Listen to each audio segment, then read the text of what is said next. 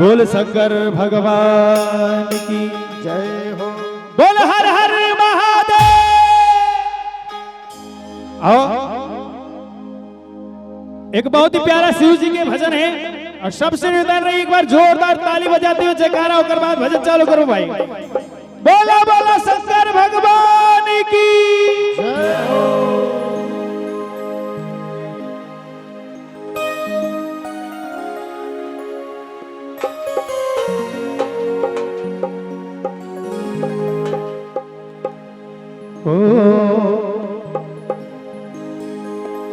बेलपतिया धतूरा लभावती है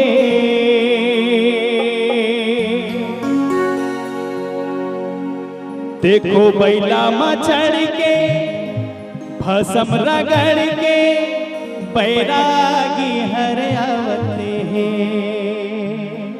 बम्बा बोले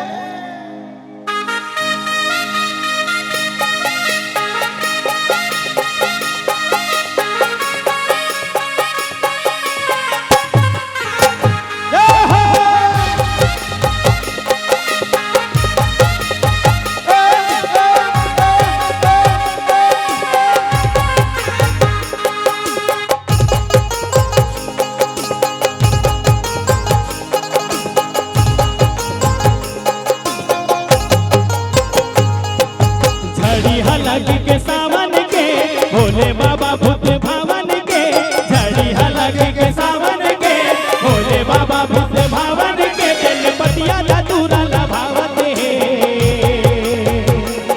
ए देवत देखो बैला मचड़ के भसम रगड़ के बैरागी हर आवत। देखो बैला मचड़ के भसम रगड़ के बैरागी हर आवत। देखो बैला मचड़ के भसम रगड़ के बैरागी हर आवत। देखो बैला मचड़ के भसम रगड़ के बैरागी हर आवत।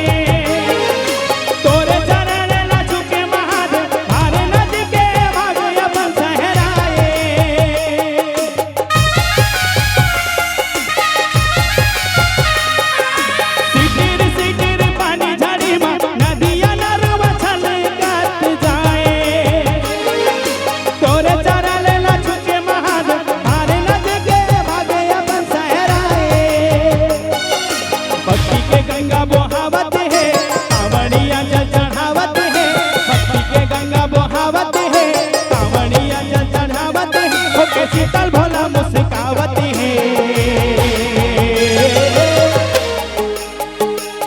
देखो बैला मचड़ के भसम रगड़ के बैरागी हर आवत।